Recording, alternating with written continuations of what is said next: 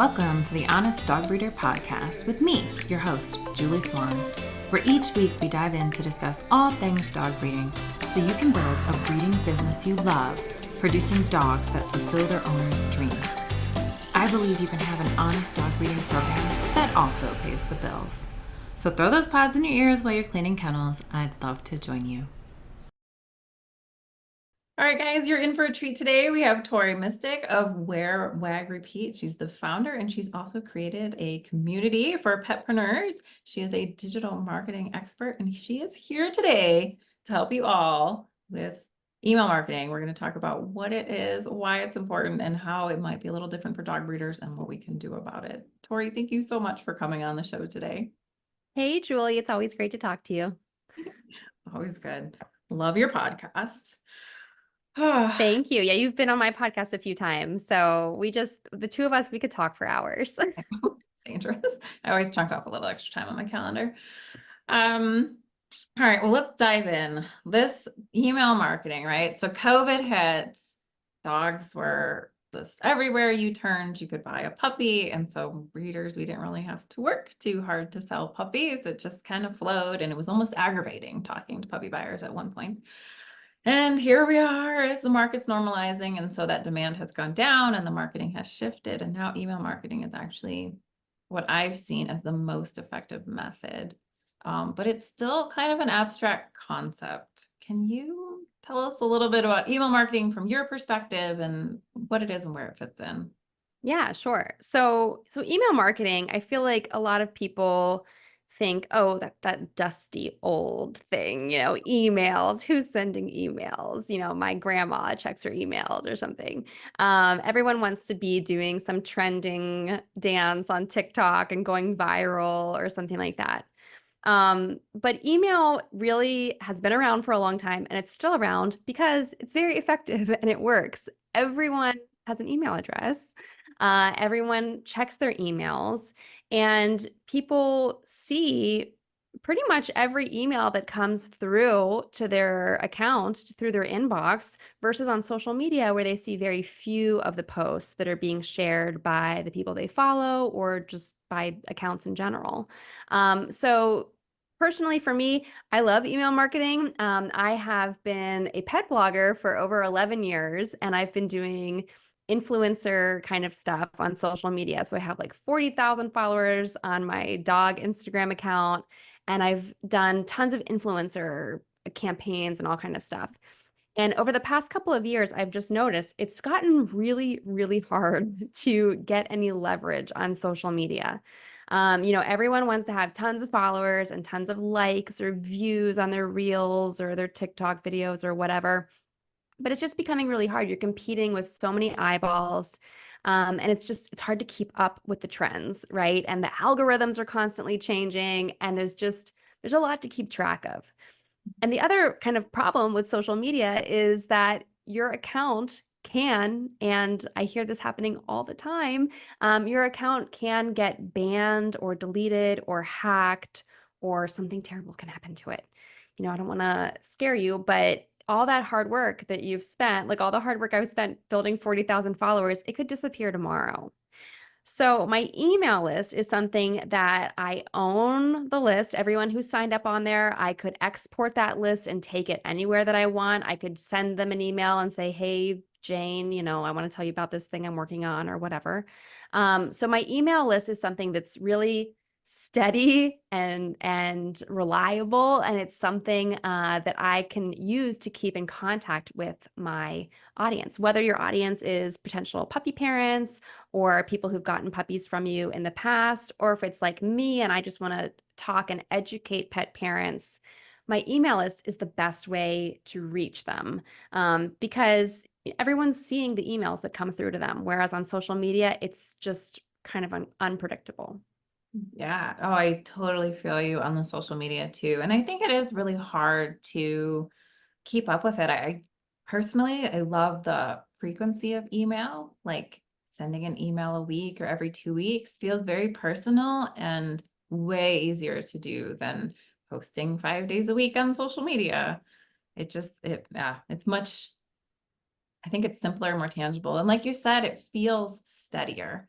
Like just to, I got hacked a couple years ago on Instagram. Oh my goodness. And I fell for it. Okay. It was my fault. And it took me like a few weeks to get back into my account. And to this day, 2 years later, I still struggle with certain logins because of verification numbers, all these things. And it's extremely frustrating. And you can't call anyone, you know? No, yeah, you can't call anyone. Whereas for like the email systems that we use, like we both use ConvertKit, you can message them. They're so helpful. Right. Yeah, I on Instagram lately, I noticed a lot of people recently saying this account got flagged as being inappropriate. And I know that one of the policies on Meta, which owns Facebook and Instagram, is you can't promote the sale of animals. So I think for a lot of dog breeders, your posts could get flagged and you might not be getting as much reach or engagement as you should be because Instagram is just like their little alarms are going off of this person's trying to sell animals. And I don't know why that is one of their guidelines. But it definitely can impact how effective your social media is. Oh, 100%. I had one where I posted the price of a dog at the bottom of the post and I had it shared to Facebook. And this was before they were owned by each other. Instagram posted the post. It didn't even hit Facebook. They deleted it before it even posted. And then, so here's another funny thing. A lot of breeders will refer to it as like this little boy to not use puppy. Well, now they flag that because they think you're doing human trafficking. Oh my God. So it's like, wow, definitely not what I'm getting into, but you can get flagged for so many things that dancing around this algorithm, especially when it makes you feel like a criminal and you're not a criminal for raising healthy dogs and placing them in good homes. Like, come on. So yeah, Right. Yeah. The policies exist to, I guess, protect against people who are doing bad things. But there's no way for them to filter out the people who are doing good things. right, exactly. And like you said, you can take your list, your email list with you anywhere you go. So even if, something happened to the company you're using, you still own it. They're still going to say, hey, we're shutting down, download your stuff. And you have that flexibility, you have that, you own it. I think that's the beautiful thing, you own it.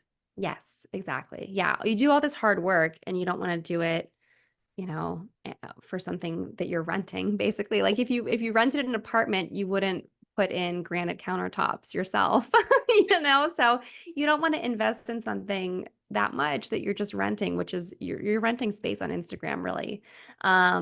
So your email list you do own, and building it and making it stronger and having a better foundation is a good investment, just like a home. Yes, I think that's oh, beautiful, beautiful analogy there.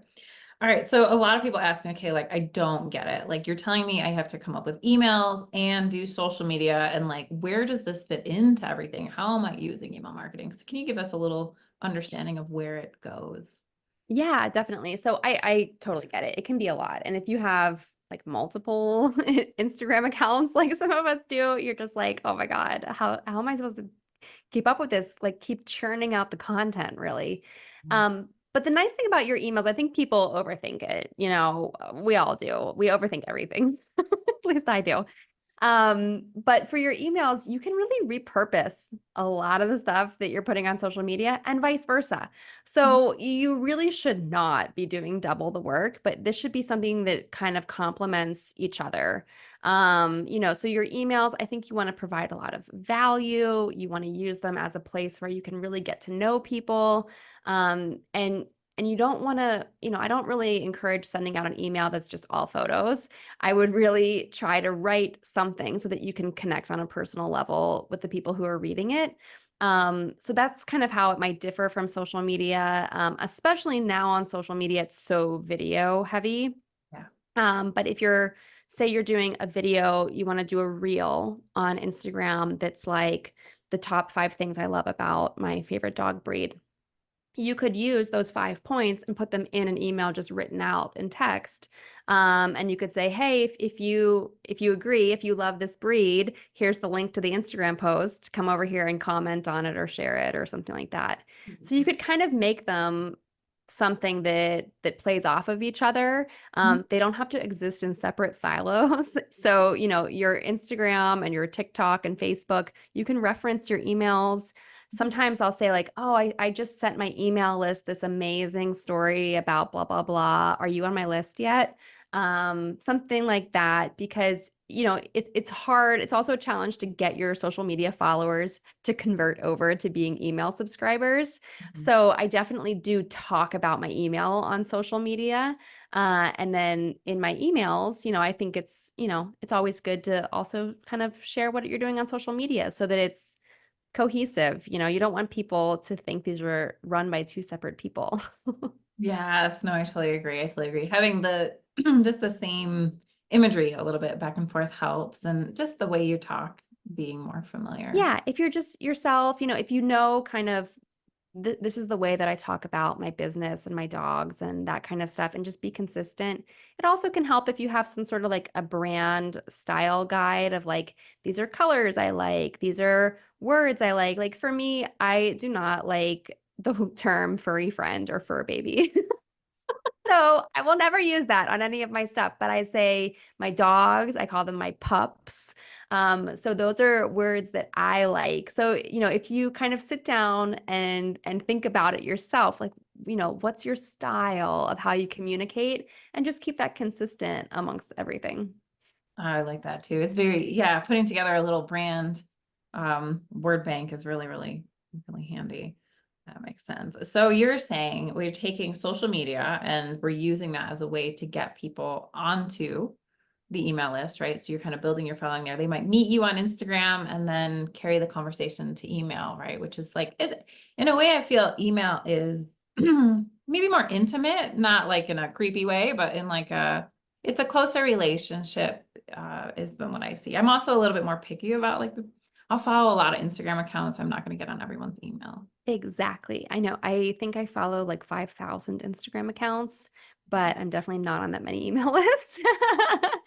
But yeah, and especially how social media is now with Reels and TikTok and everything designed to be delivered to a wider audience. That was one of the algorithm updates that Meta made this year, is that your content is being delivered to people who have shared interests with you, not just your own followers. So if you are reaching a lot of people with shared interests who don't follow you yet, it's a great way to get them to follow you and then ask them to join your email list. So I kind of think of social media as like I'm casting a wide net. And then the people who are on your email list, yeah, it's that more intimate, more personal connection. They're the people who are probably more inclined to be buyers, more inclined to be like a super fan of yours. And social media is just like that wider pool of people. Yeah, no, that makes sense. That makes sense. I kind of feel like you go to like the community event or the community fair and you kind of meet a bunch of people and you're stuck in line with someone. And when you become friends while standing in line, like that's when they transition from just seeing you at the fair and social media to we're like on my email list. And Yeah. yeah, it feels Exactly. sure. And it's like, if you were to go to a dog show, there's going to be tons of different people with different interests. There's the agility people, there's the groomer people, there's big dogs, little dogs, there's all kinds of different people. But when you see the people who are like, oh my, that's my person, this is my event, and you're sitting front row, or maybe you're participating in it or whatever it is, sure, everyone there has a shared interest of dogs, but there's going to be like a smaller pool of like a dozen people who you guys like really connect with each other. So that's kind of like your email list. Yeah, I love that. I love that. And I think the other side of it too, we have, as our emails go out, I feel like we can separate ourselves from other breeders. Like, I find the people I follow on email, I feel like I start to get to know them. And there's like, in a way where, like this last week with my breeding program, I sent out an update. It was my 10-year anniversary of breeding. So Wow, congrats. yeah, it was fun. So it was my original litter turned 10 years old that day. And so I kind of went through and I pulled 3 memories that I had that were like really pivotal moments in my breeding program. And I posted pictures and then I shared, our family to say like, hey, my son's the water, my daughter's the dog feeder, here's Bill, he gets dog helping me build everything. And, it was like it felt like I was sharing our story, and I just I don't feel like those do as well on social media. I think people are interested in it, kind of. On social media, we're always trying to fight, like, how do you stop the scroll? How do you post something that's like so exciting? Um, but on email, you do have that chance to kind of tell a longer story. You're getting to know people over a longer period of time. And hopefully you're emailing consistently, like once a week or something like that. So it is like a friendship. Imagine if you go to the same class at your gym every Wednesday at 5 p.m. or something. You're not going to be best friends with those people the first day, but if you go to that class every Wednesday, week after week, you're going to get to know them. You're going to strike up a little conversation one day and find out what they do for a living or how their kids are or whatever. And after a couple of months, you're going to be friends and maybe go get a coffee afterwards or something. So it really is kind of more gradual. And I think that's where people can get a little bit frustrated with email marketing is because it's not necessarily, post this thing and immediately we're going to sell out or get 1,000 likes or whatever. It's about building real relationships with real people on the other side of the email. It's not just about numbers and like how many likes you got. You really have to consider you're emailing one individual person out there. This email is going hopefully to hundreds of people or thousands of people, but you're really sending that message to the one person who's reading it. That makes sense. Yeah. And so I think that is important to stress. Like, and I do talk with breeders a lot. Like a lot of people are getting, they get desperate. They have older dogs. They're not as cute as they were a few weeks ago. They really got to go. And they're like, where do I put them? And I'm like, it doesn't really work that way. Like, there's no like one magic, we want to get rid of your car. You can walk into a dealership and they'll might give you $500, but they'll take it. And you just can't do that with dogs. Like, that doesn't really exist. Yeah, maybe you'll get a buyer, but like who's the buyer? Who's that person? Like you want to make sure that there's someone that you want to give the dog to. Right. Like, not $50 on Craigslist. Right. Exactly. So I think that is a key piece of it. And so what I think you're bringing up, which is something I've always believed in, is that it's the relationship we're building. And I don't think you can have the same relationship on social media that you can with email. No, and I think you can be more honest. I mean, raising dogs isn't always pretty. And so, on social media, we like to post the cute photos and, oh, I took my dog out to like a brewery or like all these cute things, cute pictures and cute videos. But on email, I think you can tell the real story of like, I took my dog to this brewery. It was a freaking nightmare. They were like trying to eat everything on the floor. They almost bit this person. Like I think on email you could tell like the real story. I mean, hopefully that doesn't happen, but Yeah. you could really tell what really happens. Or something that you overcame. I figured I learned from this scenario and maybe it's a little longer story. You can put that in email. That I just don't think would perform as well on social media. And it's not all about performance, we need to share our story and have the right people see it. But I just feel like with email, when people respond to your email, it's personal and it's only going to you, and you're the only one who's going to read it. When Mhm. someone comments on social media, it's very surface level Mhm. because the world can see it. So if you share this personal story of, I took my dog out somewhere and it was a nightmare, it was awful. Maybe you end that with, do you have any advice? Has this ever happened to you? Do you have a story like this? People are not going to tell you their story in your Instagram comments because they're embarrassed. But in email, they might write back to you and be like, "Oh my gosh, I have a story just like that. We went somewhere and my dog pooped right in the middle of the cafe or whatever." Yes. And that's how you get to be friends with the people on your list. And that's how you build those relationships. Yes. Oh, I think that's so juicy and true. And have you ever been that point where like I'll read through like a post will come up on Facebook and it'll be a question and I'll have a good answer to it. But then I realize there's already 80 comments. So one, I'm like, I don't need to answer this. And two, I do not want to be notified every time somebody posts a comment. And so I just Yes. don't engage. And I can't be the only one who does this. So I feel like we are missing hearing from people by Yes. not giving them a private place to do that. And I Yeah. email is that private relationship. Yeah, there's so many people who I feel like I've been able to keep up a friendship with them who live all over the world, because they reply to my emails and not just personal emails, like my email newsletter, my broadcast that I'm sending out. They're personally replying to them, and we just have a little back and forth, and it's nothing major, but it maintains that friendship. Mhm. I think so. And I think if your people are emailing, so they're, imagine your new potential buyer gets on your email list. And I see this, especially in our industry, because we are larger purchase items and it's a lifestyle change and all these things. People will jump on a list and they'll sit on it for a while before they're actually ready to buy, which is great because we can keep nurturing them. But, it gives an opportunity for them to reach out to you and and you can build that rapport with them. So if they know they get an answer from you when they haven't even told you they want a dog, it Yes. really builds it. Oh my gosh. So that is the biggest thing about email is it builds trust. So, you can show up and show people that you know what you're talking about, that you have the experience, the credibility. You can share testimonials and reviews from past puppy parents. You can, like you did show, 10 years into it, here's the dogs, here's my kids, like 10 years later. You can, that shows that you've been in business for 10 years, and that you're not just gonna ghost these people once they get a dog. You're not gonna disappear tomorrow.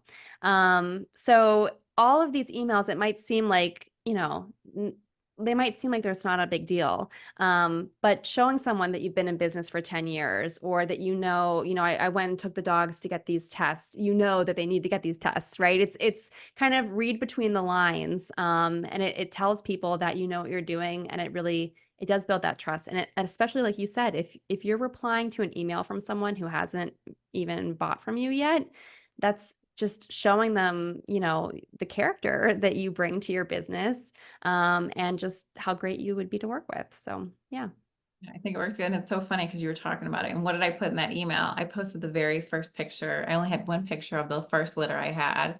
Yeah. And I didn't know what day she was going to be born, like she was going to have the puppies. And she had them on my daughter's toddler bed. She was like 2 years old, I think she was a year and a half. So she like went in there, she ripped off the sheet. So it's a bare mattress and she Oh started no. ruined, like absolutely gross. But I know that if I had posted that on social media, somebody would be like, what do you mean you didn't know what day they were due? Were you not paying attention? And why weren't you doing this? And why wasn't it a whelping box? And why is she unattended? And blah. Yes. And so it was just fun to be able to share that with my people because here I am 10 years later. Obviously, I'm not having problems on toddler beds. I don't have toddler beds anymore. So Yeah, well, but exactly. And it just shows people love to see where you started, where you came from, how you got here. People love that. I was just working on an email welcome sequence for a client, and she was like, "Oh, I'm like, do you have any photos?" It's two co-founders, and I was like, "Do you have any photos of you guys together?" And because they don't live in the same city, and she's like, "Well, we have one photo. It's from like 2012." The first business trip we ever went on, and it's in New Orleans, and it's a crappy picture. I don't think we should use it. And I'm like, yeah, you should definitely use it because like you guys have these huge smiles on your face and you look so excited. And yeah, it's not a professional picture, but people love to see it. It's relatable. Everyone does have that picture from 2012 with the big mirrored sunglasses. Like I've been there, I've done that. So it really, sharing those kind of things, it helps people relate and connect with you. absolutely. Oh, I love that. I know. I think it just gives it that little touch. Like people miss real. Social media is so scripted and so Yes.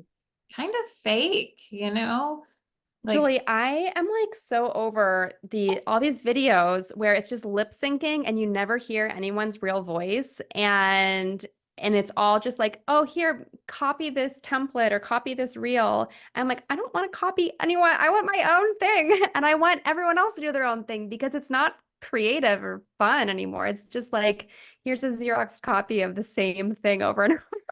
I know. I was like, I don't understand. So my son, he's 9, and about a year and a half ago, he was obsessed with watching people discuss other people playing Minecraft. I was like, whoa, like how many removed are we from actually doing, like, we're not even just playing a game, but we're like watching someone talk about someone playing. It was just, it was crazy to me. And I think people are craving going back to real. Yeah, people are craving, like, I think authenticity has become a buzzword of like a thing you have to check off, like, oh, is this authentic? Uh it's just like nothing is anymore because you can't check it off. You just have to be you. Yeah, exactly. Exactly. Just be you. Use your own words, right? Don't call them fur babies, right? There you go. I I just I don't have fur babies, okay? People I know. Like, don't remind me of the shedding. Okay, let's not call them fur babies. But I think it makes a lot of sense. It makes a lot of sense. And we, I think to clarify, I'll put a note in here. A lot of people are like, though you're going through a crisis. Like I was going through parvo, a Yes. couple years ago with a litter, and I don't think the time to talk about it is while it's happening. So I completely Mhm. agree with you. Yeah. And besides, we've all had dogs for a long time. Sometimes things don't turn out how you think they're going to turn out. Sometimes it's an unexpected solution that you find. So yeah, I wouldn't share too much up front. I mean, be yourself and share what's going on. But if there is like a real crisis going on, you are a business that you want people to trust you, and you don't necessarily want to share Yeah. everything that's going wrong. Yeah, I think Amy Porterfield was the one who said, share your scars, not your wounds. And I love that perspective. And so, after it's said and done and you've learned from it, then go ahead and share the story. Like Giardia was terrible for me in the very Hmm. beginning, right? But then I figured it out. So now I put in that email that that was something that really made me debate whether or not I wanted to quit breeding. And then I ultimately decided to stay. But this is why I figured out a solution. And And see, that's how it becomes a story because there's like a moral to the story. If you're just like sharing what's going wrong, that's just like a vent session, you it's a know? crisis, and it feels like you're looking for kind of sympathy or compassion from your listeners or your readers or your email list, and I think that's not great. Like they might appreciate you as a person, but now they're not going to be sure if they want to get a dog from you. So Right. Right. Yeah. Yeah. No, I think that's a great thing to point out. all right, one more thing, we can wrap up the podcast, but so many times you'll Google email marketing as a dog breeder and they're like, you need to give away a freebie, which is like a download in exchange for their email address. And like, I'm going through this with breeders and it's like, it's hard to figure it out. So, I mean, from your perspective, what do you think, dog breeders? I mean, what are we giving them in exchange for being on our list? And do we need to come up with a freebie? So these freebies, like opt-in freebie, lead magnet, opt-in incentive, there's like all these different words that mean the same thing. It's, you know, it's, I think opt-in incentive is maybe the best term to use for it because you're giving them something to incentivize them to give you their email address. Yeah. So people, like you said, you might follow 5,000 accounts on Instagram like I do, but there's like a dozen email newsletters that you are on that you actually open and read and really like. So just looking at the numbers for that, I don't give my email address up for just anything. So what's going to incentivize me to join your list? So of course, yeah, there's tons of freebies you could give away. We could brainstorm a million ideas of a PDF or a video or a quiz or whatever. But what you really have to think about is what problem is your incentive solving for your potential people? So the problem that you're probably solving is they want to know when you're having a litter coming up. They want to know when the puppies are available. When can they get a dog? So really, I think the incentive to join your list is so that they can find out ASAP when you have a new litter available or when you have puppies or dogs available. I don't think that we have to get so caught up. It's good to know about these opt-in freebies, but I think it's better to know like the reason behind them, which is solving a problem for your audience. And so that problem is like, how do they know when the litter is available? Maybe they follow you on social media, but like I said, we don't see all the things people post on social media because there's just too much these days. Or I've been hearing from a lot of people that they're not even on social media anymore. So joining your email list, you could really be solving the problem of them not knowing when a litter is available. And that's all it has to be. It doesn't have to be more complicated than that. But if you want to make some kind of cool PDF, there's a million things you could do, but just always think about, is it solving a problem? Not just something that's fun or cute. It really needs to be solving a problem for people. Yeah, I agree. I kind of feel like it bridges that gap where, okay, so like I was ordering shirts the other day. I stink, I'm one of those like sweaty humans. And so I've been like buying like more merino wool shirts, or Yeah. alpaca, whatever. So they had a color I wanted and it was out of stock. And they're like, put your email in, we'll notify you. And I was like, yes, I want that because I'm not going to keep checking your website again and again. And I think that's where this email comes in too, is it bridges that gap so that we can let them know, hey, we're back in stock. Yeah, exactly. Because I think a lot of the freebies are probably things that would be helpful to people after they get a dog. Right. So those are things that you could send out to people. You could set up an email sequence that after someone gets a dog, they automatically get an email every couple days with like, here's answering your FAQs, here's potty training advice, here's this kind of advice. Don't forget to get your vaccines, yada, yada. You could schedule out all these emails after someone gets a dog, but it doesn't make sense to have that be your opt-in freebie because they don't have the dog yet. Oh, you're absolutely right. Like they don't make sense. Or like a lot of people we have like the quiz, like, is this dog right for me? Well, by the end of the quiz, potentially there's a good chunk of people now on your email list who don't fit what your dogs are. Right. So if you did a quiz that was for something like that, can you think, would it be if they had two different breeds or two different sizes, maybe figuring out what size is better for them? Or maybe male or female, Yeah, I could see that. I feel like I maybe. just want them to talk to me, you know? So like Yeah. I know, I really do think that it comes down to letting them know, like, we'll keep you in the loop. Like, you don't have to, we'll come to you. Let us come to you. We'll come to your inbox. Yeah. And I think that out of stock notification, we've all seen that online shopping. That's such a good comparison to this, really. Yeah. So, I mean, you could even really lean into that and play it up and send an email like, we're back in stock with Gonna dogs. have salad livers again. Yeah. Yeah. Um, I mean, yeah, you just have to think like, would this quiz or whatever this opt-in, is it pulling the right people in? Because where are they in their journey? If this question is like, what kind of food should I feed my dog? Those people already have a dog. Or maybe a quiz would be like, how how old should my current dog be when I get a puppy? I don't know. I don't think that'd be a good quiz. But that could be like a blog post or an email or social media. Like that could be something else. That's just kind of building awareness and starting conversations with people. But yeah, your email list is really that service. You're providing people with a value of keeping them up to date so they don't have to go back to the website and go digging and seeing if what they want is available. Yeah, you're going to take it straight to them. Yes, I love it. And it also gives you a place to collect that in between group of people that say, call me when you have a puppies available. Cause like I'm gonna remember to do all that. No.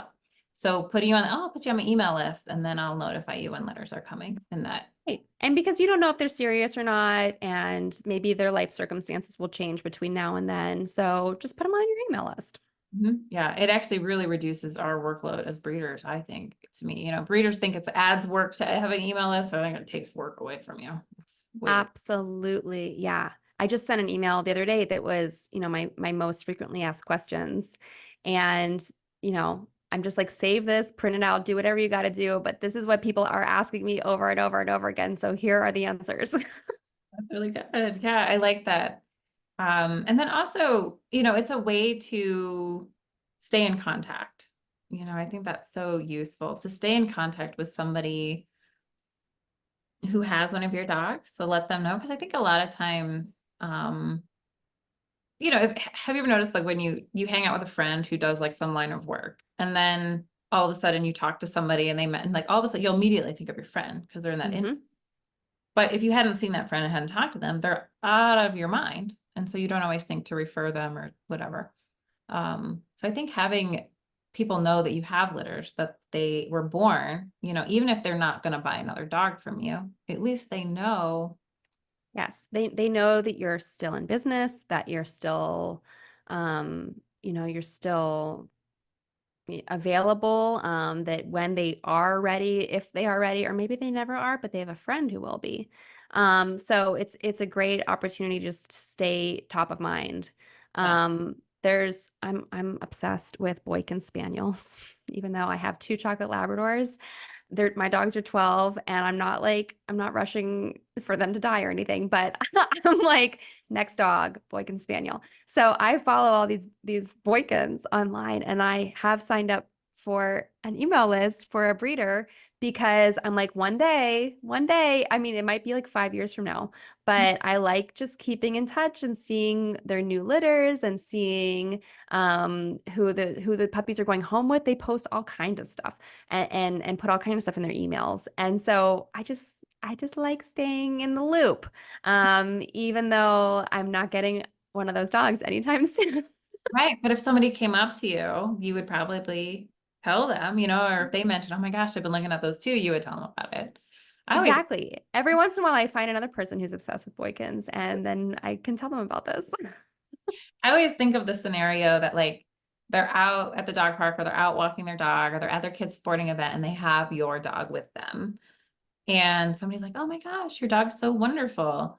And if they had gotten your email that morning that said you had a litter on the ground, she'd be like, oh yeah, she came from so and so. She just had a litter. And it just Yeah. feels like that's such a great way to get. Well, I think it's just a big difference. One of my dogs is a rescue lab, so I call him like a farm lab. He came from Amish country, so who knows what his deal is. But my other dog, Lucy, she's an English lab. And when I see other beautiful, well-bred English labs out around town, I always say, "Where did you get your dog?" And a lot of people will say, "A breeder in Ohio or a breeder in Virginia." And I think that if you were to stay in email contact with them, they might say the actual name of the breeder. They might say, Julie's dogs in Columbus, Ohio, or whatever it is. Instead of just saying some breeder in Ohio. You really, I think that's a great point that you do kind of need that continued name recognition, even after they've taken the dog home and maybe the dog's 5 years old. You want to stay in touch so that when someone does ask, they're going to mention you by name. No, I agree. And from a branding perspective, like, so my ranch is Bear Paw Ranch. So I have Bear Paw GSPs. And so, I'm always putting in the emails, like, thank you for choosing a Bear Paw GSP. And Yes. I've had people on the trails in Arizona go up with, meet each other on the trails, not knowing each other, both have GSPs. And I'm like, oh my God, you went to Bear Paw Ranch too. And like, that to me is beautiful. Or I've had people call me. I saw one of your dogs at Sportsman's Warehouse while we were shopping. I need to know when you have another litter coming home. Mm-hmm. They are such good ambassadors for us. They're like walking advertisements. Yeah. Yeah. So it's just, maybe you have a great name like Bear Paw Pack, or something like that. But if you don't, consider coming up with kind of a fun name, like Lady Gaga. I think her fans, I don't know if they still are this, but I remember when she like first came out, all her fans were called the Little Monsters, which has like doesn't have her name in it at all, but you could come up with a name like that for your puppies, for your pack. And maybe they are little monsters. And people could kind of identify with that. So, you can have fun with it. We don't have to take it so seriously. But you want people to have some sort of name recognition of who you are, where your dogs came from, so they talk. You want people to talk about you. You really do. Yeah, you do. It is, it's good. And it usually with dogs, it's pretty good. So Yeah. I love it. I love it. All right. Well, thank you so much. I know you help people in the pet industry get their email series going and get ConvertKit up and running. Can you tell us a little bit about what you do, what you offer? Yeah, thank you so much. So, I have a membership called Wear, Wag, Repeat Society, which is a monthly membership full of all kind of digital marketing. It's basically how to grow your pet business online. So we do blogging and email. Earlier this year, I had some guest experts come on and talk about money. And you were on the podcast, and I had some other people in the membership go through like accounting and how to set up a 501(c)(3) and all kind of detailed stuff. So we cover all kind of stuff in there, and it's really a great group. But I also have a couple different services that I offer. So I do one-on-one strategy sessions, and then I just recently started writing people's welcome sequences for them. So, we touched on it a little bit in this conversation, but your welcome sequence is a series of emails that someone gets when they first sign up on your list. And it's your first impression with them, really. So it's really important that those emails touch on a bunch of different things that show people your credibility, why they can trust you, your experience, sharing testimonials, sharing, what makes you you. It's the secret sauce of your dog breeding business. So I've had a lot of fun writing these email welcome sequences for people, and you can learn more about that at wearwagrepeat.com. There's a little tab that says learn, and all my courses and membership and services are all under there. Perfect. And I will link that in the show notes for anybody that wants to. So Thank you very much. so much. Well, thanks for coming on the show. I am so excited that we're about to record our masterclass with you, really deep diving into email marketing. So thanks. Yeah, I'm excited. We're gonna go deep. This was like the why, and then now we're gonna talk about the how. Exactly. Ooh, I love the technical details. Thanks.